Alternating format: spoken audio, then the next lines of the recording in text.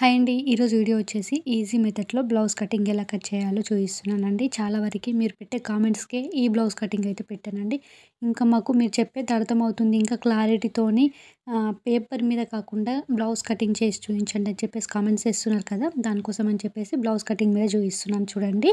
కొంచెం కుదరట్లేదండి. అందుకోసం అని చెప్పేసి వీడియోస్ కొంచెం తక్కువైపోతున్నాయి. ఈ రోజు నుంచి కొంచెం కంటిన్యూగా వీడియోస్ అయితే వస్తాయి.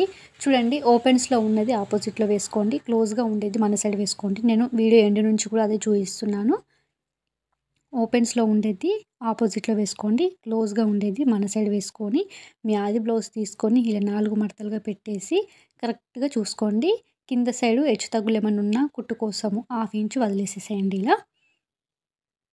ఇలా హాఫ్ ఇంచ్ వదిలేసి మీ ఆది బ్లౌజ్ కరెక్ట్ కొలతలనే తీసుకొని ఇలా 4 మడతలుగా వేసుకొని ఇక్కడ చూడండి, ఇక్కడ మెయిన్ ఫస్ట్ కుట్టు దగ్గర ఒక మార్కింగ్ చేయండి. మీకు కనిపిస్తుందో లేదో అని చెప్పేసి 2, 3 చేశాను.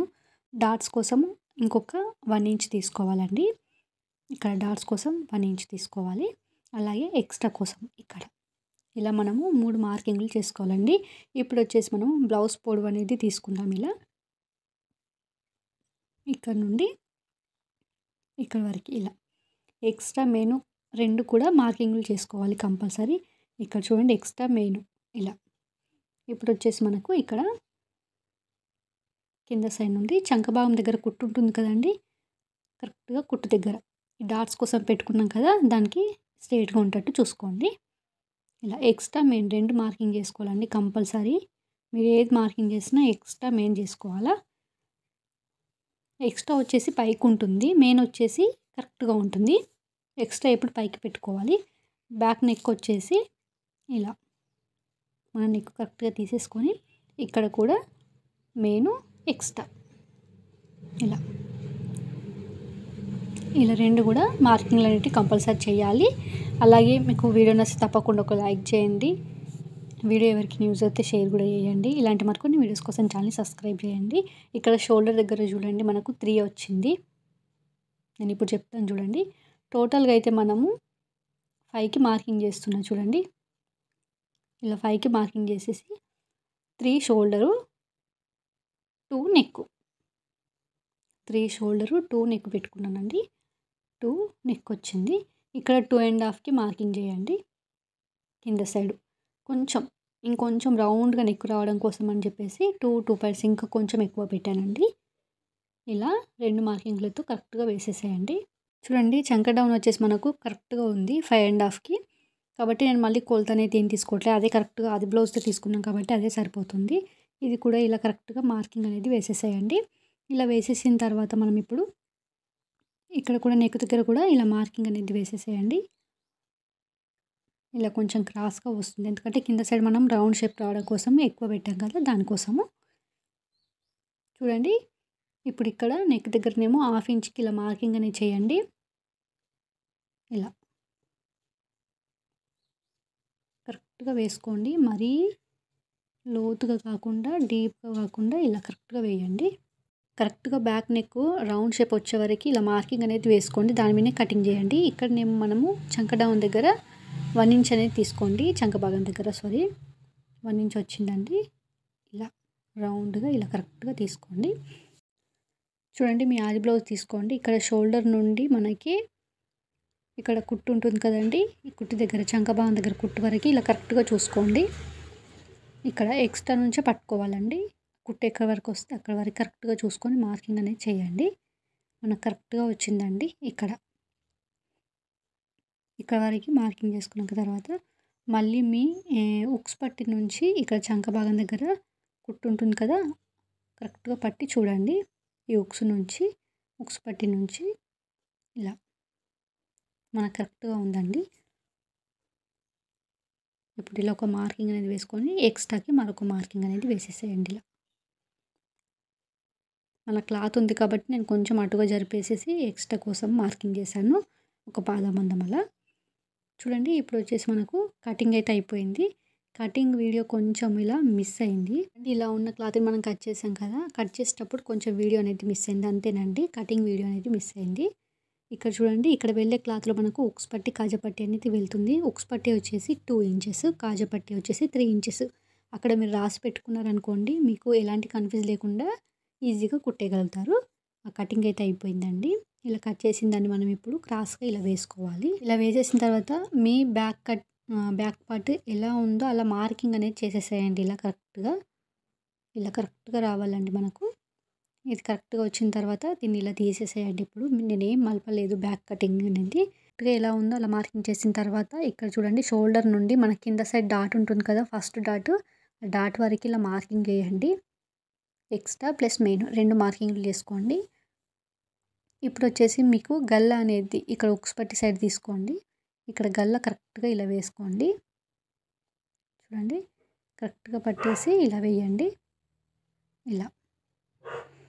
ఇప్పుడు దీన్ని ఇలా ఒక హాఫ్ ఇంచు కర్వ్ అనేది తీయండి. అంటే లోతు అనేది తీయండి ఇలా. ఇలా హాఫ్ ఇంచ్ అయితే సరిపోతుంది. మరీ ఎక్కువగా తీయకండి. రౌండ్‌గా రావడం కోసం నేను అక్కడి నుంచి ఒక పాదం మందం అలా తీసుకున్నాను. ఇప్పుడొచ్చేసి మీరు ఇక్కడ చంక భాగం దగ్గర కూడా ఇలా కరెక్ట్‌గా ఇలా వచ్చేటట్టు చూసుకోండి. అంటే లోతు అంటాం చూడండి. లోతు అనేది ఇలా తీసుకోండి. ఒక హాఫ్ ఇంచు లోతు తీసుకుంటే సరిపోతుంది ఇలా. హాఫ్ ఇంచ్ అయితే సరిపోతుందండి. మీరు మార్కింగ్ 2, 3 సార్లు అయినా సరే కానీ కరెక్ట్‌గా వచ్చే వరకు వేయండి. ఇక్కడ ఉక్స్ పట్టి నుంచి మనకు షేప్ పట్టి ఎక్కడి వరకు ఉందో అక్కడి వరకు ఒక మార్కింగ్ అనేది చేయండి. పైన సైడ్ పాదం మందం వదిలిపెట్టానండి. ఇక్కడ షేప్ పట్టి ఎక్స్ట్రా ప్లస్ మెయిన్. ఇప్పుడు ఇక్కడ చూడండి చంక భాగం దగ్గర ఇక్కడ కిందిది కాదండి. ఇక్కడ మీకు క్రాస్ పట్టి అనేది ఉంది చూడండి. ఆ క్రాస్ పట్టి వరకి చంక భాగం కుట్టు దగ్గర నుంచి ఈ క్రాస్ పట్టి కుట్టు ఎక్కడి వరకు ఉందో అక్కడి వరకి ఎక్స్ట్రా మెయిన్ ఇలా మార్కింగ్ అనేది చేసేసేయండి.